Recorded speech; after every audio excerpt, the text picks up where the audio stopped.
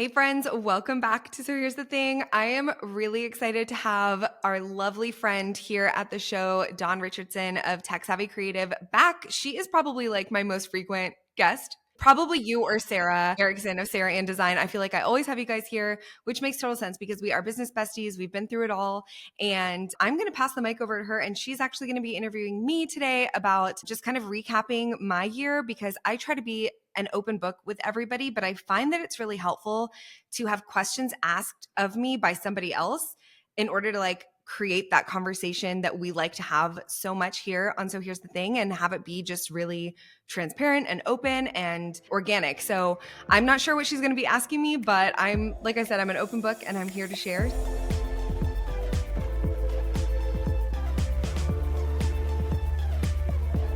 So Dawn, live out your podcast host dreams. Yeah, I am living my dream today. And I thank you for letting me do it on your podcast. So thanks. And I'm happy to be here again. But anyway, okay. Super excited to do this. And I have some questions for you. So I hope you're ready. No pressure. Scared. But let's start. Laylee, let's start. And I want to ask you about 2024 and what was your best investment you made in 2024? Oh my gosh. Okay. Best investment for me personally was definitely growing my team and bringing on a new right-hand gal. Like, honestly, growing a team is something that I have like hot takes on. Like, I don't think it's for everybody all of the time. I know a lot of people out there who are coaches and who are educators say, you've got to grow a team. You've got to grow a team like as soon as possible. There's obviously real value in it, but there are seasons in my life where I've had multiple people working for me and seasons in my life and business where I've been a one-woman show. And I'm now like, it's been a long time since I've been a fully one-woman show, but like bringing somebody in and investing in them, both in training them in the processes that our company has and in the, all of the things that we hold really important, but also like investing in them financially. It's a big commitment and a difficult one sometimes, but I think it's been my best investment this year. That's amazing. And we love Samantha. Shout out to Samantha. We love Samantha. Can we go in a little bit deeper to that? And I think a question that a lot of us have, including myself, like when you bring somebody on is like, what do they do? Like, What did she take off of your plate that makes your life so much easier and allows you to focus on like what matters the most? Yeah, so I feel like I've almost always had a VA in some capacity, whether it be like on a temporary basis or more consistent. And one thing that I've realized is I need somebody who can do a little bit of not everything, but a little bit of a lot of things. So obviously the number one basic thing is being in my inbox, managing my calendar, doing all the VA tasks. But on top of that, the reason I don't even really I don't call her my assistant. I call her kind of like my right hand is because she is creating content for me. She's working on strategy with me. Every month, I feel like she takes over like a new piece of business. So whether that's a new type of marketing platform like Flowdesk or going in and doing Pinterest or learning something new when it comes to marketing strategy. She also now handles all of my partnerships and promotions, which is incredible because as you know, that's like a big part of my business now. So she kind of is taking on things left and right. And there are, I will say, caveat to all of this is that if you're bringing somebody in and you're not quite sure the extras, test it out, see what they enjoy and what they excel at. If there's something that she's not thriving at or enjoying, I'm not going to pass it off to her. I'll pass it off to another team member or I'll retain it for myself or I'll look to bring somebody else in. You know what I mean? But just kind of testing out what talents she doesn't know she has and what interests she doesn't know she has and vice versa, I think has been like really good for us. It's so cool, like when you bring people on like her, like she grows with you. Like your business is changing and evolving and she's changing and evolving with it. And it's just such a great synergy to have somebody on your team that can grow with you. So that's amazing. And again, shout out, we love you, Samantha. So all right. So on the other side of this question, so we talked about your best investment, but let's talk about your worst investment. And I already feel like I know the answer to this, but I would love for you to share your story. I mean, so the obvious answer.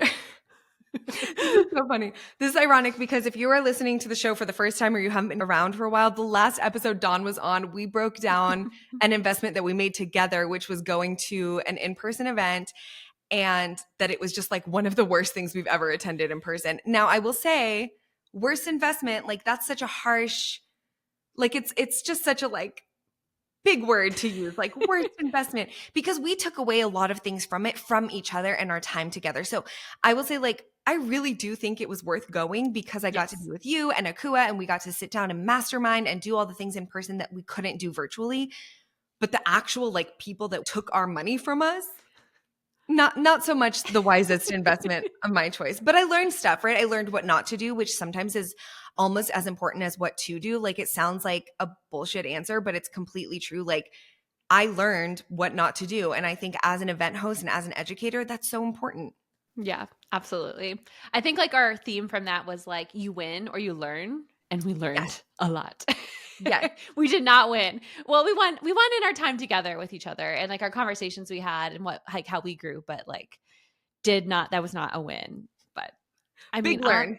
ride or die, Lily. Let's go to the next one. Hopefully. the bar the bar is low. Let's find another one. Yeah, I honestly like it's so funny now. Everything that comes across my like screen, I'm like, do I need to go to this? And I'm like, I need to slow my roll. We need to like really dive in and like investigate. I'm going to share a funny story, but we have this group chat that is the name of the conference, and it's just Layli Akua and I. And Layli had FaceTimed me in the group chat, and I literally thought this like event was FaceTiming me. Like I thought it was like a marketing tactic, and I got really mad and I like screenshotted it and I was about to send it to Layli, be like, these girls are out of their mind. And then I realized it was just our group chat starting a FaceTime call. Honestly, like the funny part about that is that it wouldn't have been surprising. No, it wasn't. I was like, oh, like, look at what they're doing now. Like, because they send texts all the time. So I wasn't, it totally caught me off guard and I assumed the worst, but would not put it past them. But I anyway, love it. so worst investment is not events. It was just that event. That event, yeah. I mean, best investments almost always events for me, like hands down, Yeah. best time investment for sure. But this year was unique for sure. Yeah. I love it. I love it. Okay, Lily. So speaking of that, what was your biggest lesson learned this year? Oh my gosh. I feel like that's such a hard one because I feel like I learn a new lesson every week. Right now, like off the top of my head, I think probably the biggest lesson is something that I may have already learned every single year, but I may need to be reminded violently every single year. And that is like, enjoy where you are in the process and like stop rushing to get to the end result, because every year I'm like, okay, we're gonna coast, we're gonna do our thing, everything's going great, everything's going smoothly, and then without fail, my ambition and my big ideas and my visionary brain and heart and just all of it are like, next, let's go big, let's go grand, let's serve our people like massively and make these huge shifts. And then I get overwhelmed and I think like, oh my gosh, I just need to get through this next few months. I just need to get through this next process to get to the other side. And it's a violent reminder that like, no, you don't need to be getting through anything, because if you're going to live your life like that, you're always going to be chasing the next thing instead of enjoying where you are and what you've already done. Like back when my Instagram was like half quotes, right? One that I wrote that I always loved, because it's just such an Enneagram 2-3 situation, is like, don't let your ambition overshadow your accomplishments. Like, don't let what you want to do next take away from what it is that you're working hard on right now. And like, try to relish that time, because at the end of it, then what? You know what I mean? If you always have that mindset of like, I've got to get done, you're never going to enjoy what you have in Mhm. front of you. And like, this is what we have. Like, this is where we are right now. So, Yeah. No, I love that. I love that. yeah. I'm going to ask you the same question, but I'm going to point it towards one of your like bigger ticket items that you offer, which is like next level.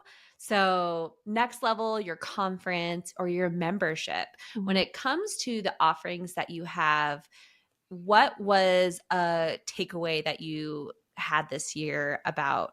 I mean, because you launched a lot of things this year. It's a really exciting year for you. What was your biggest takeaway from those things that you launched? Okay, it's a good question. Ugh, you're such a good host. Surprise. I know. You're such a good host. Okay, I think for me, my biggest lesson there, and I did have a lot of launches.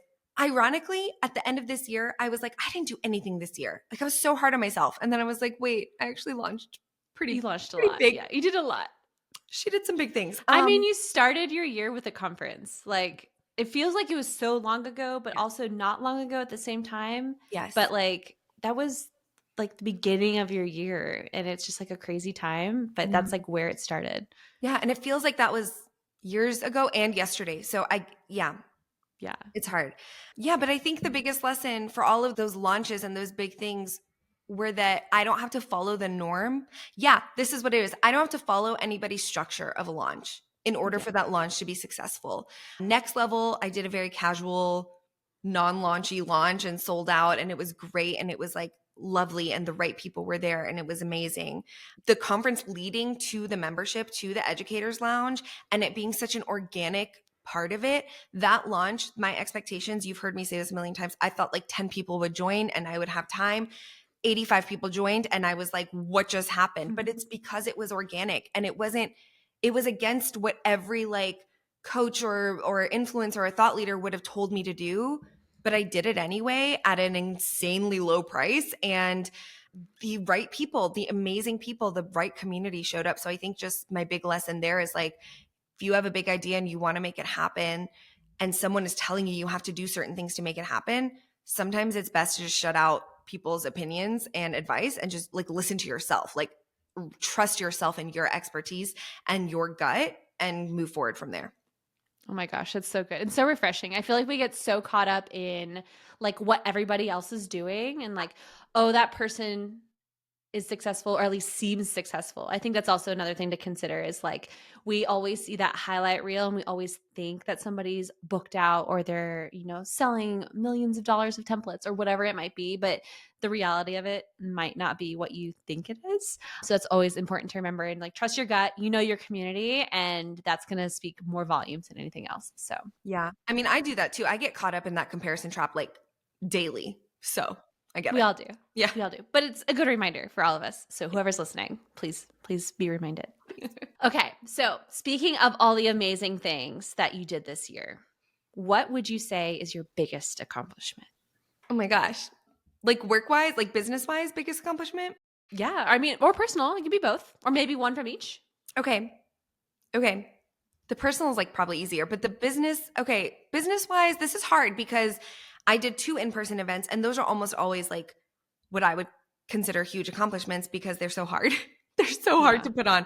I feel like I don't say this very often because I'm always like, oh, it's great. I love it. And it is great. And I do love it or I wouldn't do it, but it is hard. Like it is Yeah. not an easy feat. At the end of every single in-person event, I'm like flying high, but the week before it, I'm like the lowest of the lows of like drowning and I'm scared and it's a lot. So those were big accomplishments. The membership, trying something brand new. And it's been a while since I've tried something brand new, years probably.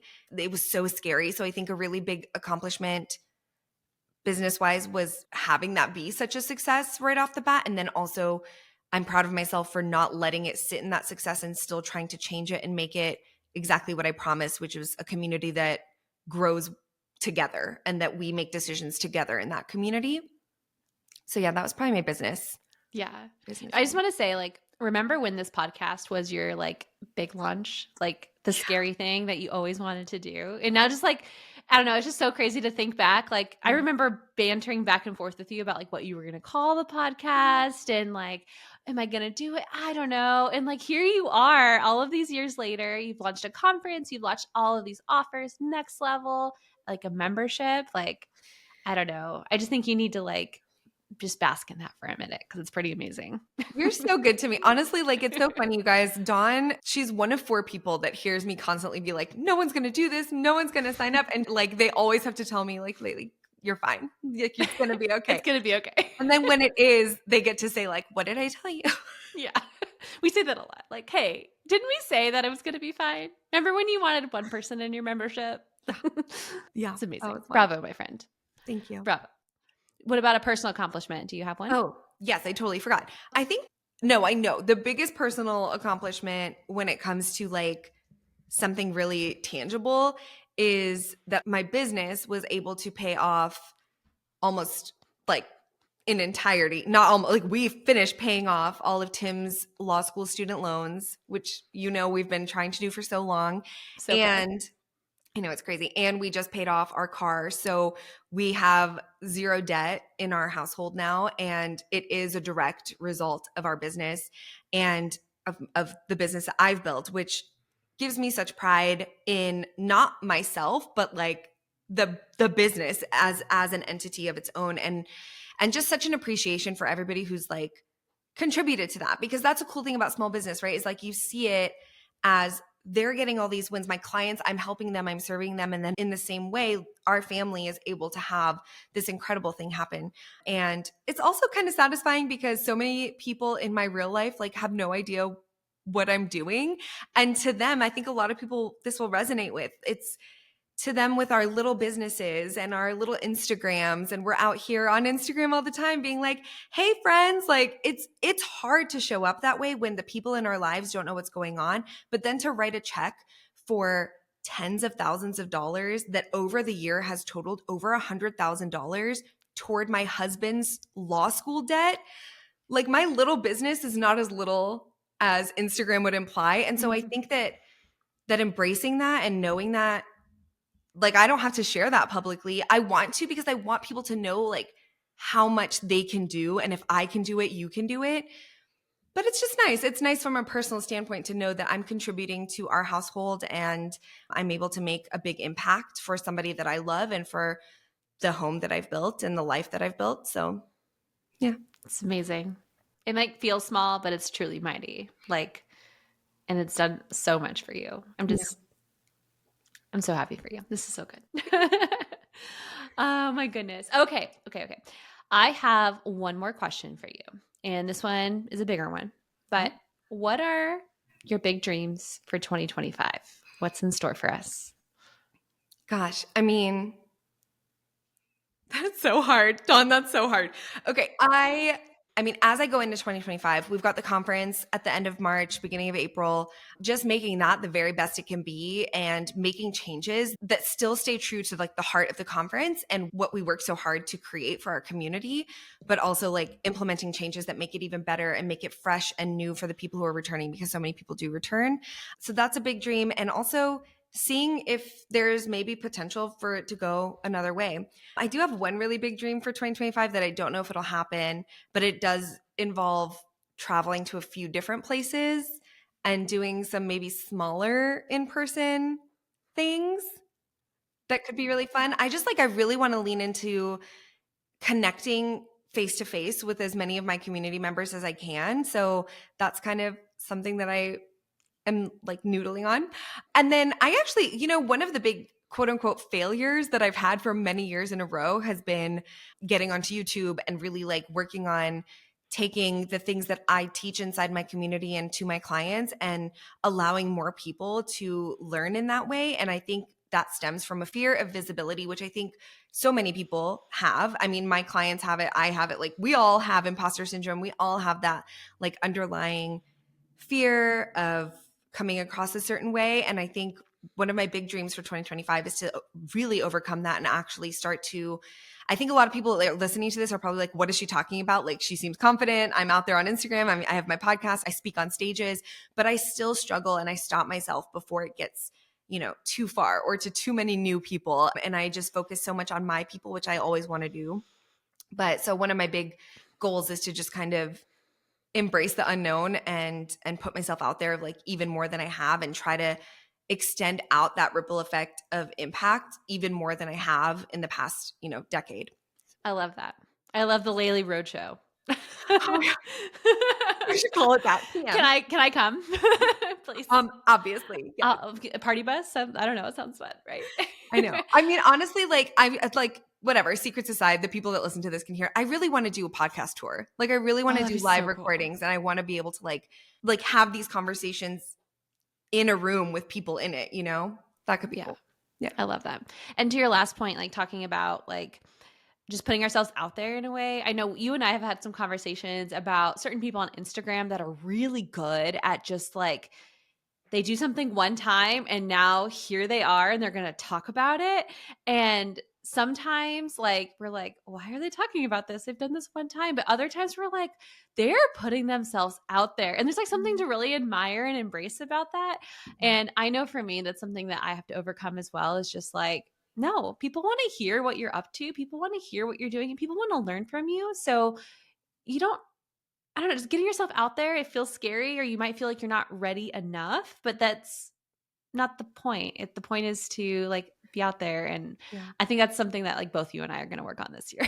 Yeah, For sure. we'll hold each other accountable and we'll hold Yes. you guys accountable who are listening to. Like, it's hard because you do see these people and you're like, I mean, I'll just say it because I'll say anything on this podcast, but I'm like, they're not qualified to be saying this. What are they doing? And then you kind of feel like, well, what am I qualified to do? But really, we are. Like, the things I want to talk about, the things you talk about, like, we've spent over a decade Yeah. honing these skills. And then like somebody, what is that saying? Like, it's like I see it all the time. That's like, there's somebody doing what you want to do because they were brave enough to just start doing it, Start. start Yeah. talking about it, and they're less Mhm. qualified than you, but Yeah. they're doing it and you're not. Like, Yeah. it's too real.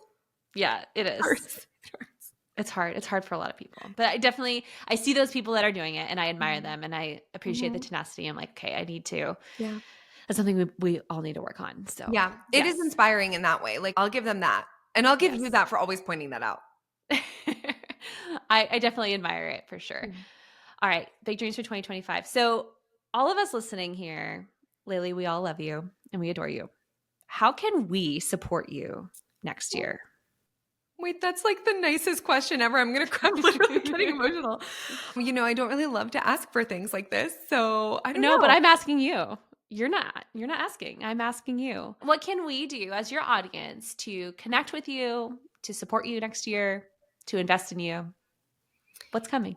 I think just like honestly, for the people who are here, like keep being here, keep showing up, keep listening, like tell your friends. Like I know you and we send each other things all the time that are like, I heard this, I thought of you. Keep doing that. If you hear something that reminds you of somebody or that you think would be helpful, help me help them, I guess is the biggest thing. And then honestly, show up for yourself. Like the more you can show up for yourself in that way, it is such a support to the people who build communities, like community builders like me, people who want us to all grow together. It's important for us that you prioritize you because when you're prioritizing you, you're able to help so many more people. So that would probably be the biggest help. What events do you have coming up lately? Oh, yeah.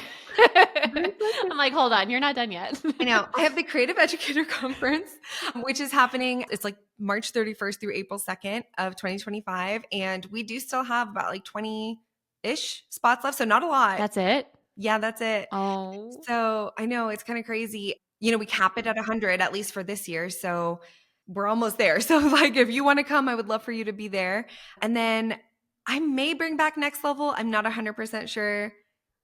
So stay tuned on that one. But so for right now, the biggest in-person event and the only in-person event that's like 100% on the books is the conference in spring. And I'm so excited to host it in the spring. I feel like January has served us so well, being like a fresh start to the new year. But I feel like my real fresh start is always in the spring. So I'm really excited to like see the difference that makes, and that just like the actual fresh spring revitalization that happens. I can't wait to see that happen like from the stage and in the audience as well. I love that. Yeah. We talked about this last year. Like January is not always the fresh start. It's, the springtime. Yeah. So like the timing of this conference is going to be like perfect. And Yeah. I will be there. Those tickets are going to be gone super fast. So get your tickets. And I can't wait to see everybody there and connect with everybody. And I mean, selfishly, I will be there every year that Lily hosts this conference. It's the best. You just connect with so many amazing people. And again, like you don't go to a lot of conferences where everybody in the audience is also qualified to be on stage. Like it's just a different atmosphere. Everybody is just so polished and wonderful, and you learn so much from people. And it's a really great room to be in. So if you're not in that room, you're missing out. Come join us. Yeah. That was my elevator pitch for your conference that you didn't know I was going to do. But I loved it. I'm over here like, yeah, it's totally true. And there will be a better DJ there this year. Yeah. Me. Oh, we're going to have a great team. Well, luckily now that, for those of you who don't know, January came with ice and a lot of people who were supposed to be there weren't there. So Dawn was a great interim DJ. She killed it, and all the tech and everything. But yes, don't worry. Next year, no ice will prevent any vendors from coming. DJ Tech Savvy will not make an appearance next year. She was awesome. Oh my goodness. Well, my friend, thank you so much for sharing about your whole year, your retrospective for the year and what's to come. Is there anything else you want to say to your audience before you sign off? Is this your last episode of the year? This is the last episode of the year. I'll see you guys next year in 2025. That is insane. And I cannot wait. I'm so, so pumped. I think I would love to leave everybody on just a note of encouragement that if you're like me and it's the beginning of December right now. When you guys are listening to this, it'll be the end of December. If you haven't planned for 2025, I don't want you to stress about it. If you are just surviving and you are not thriving at the end of this holiday season, like same, don't worry. I always plan the year in January at some point, or maybe it's February. Like, just be nice to yourselves at the end of the season. That's the only thing I would love to leave our people with. And also, thank you, Dawn, for interviewing me. This was so much better than just like writing out a retrospective. It was fun and scary. Of course. I loved like surprising you with things you didn't know I was going to say. I loved it. Thank you, my friend. It's been an amazing year with another year with you. So honored to be here and excited to see what comes next year. Yay. Okay, see you guys next year.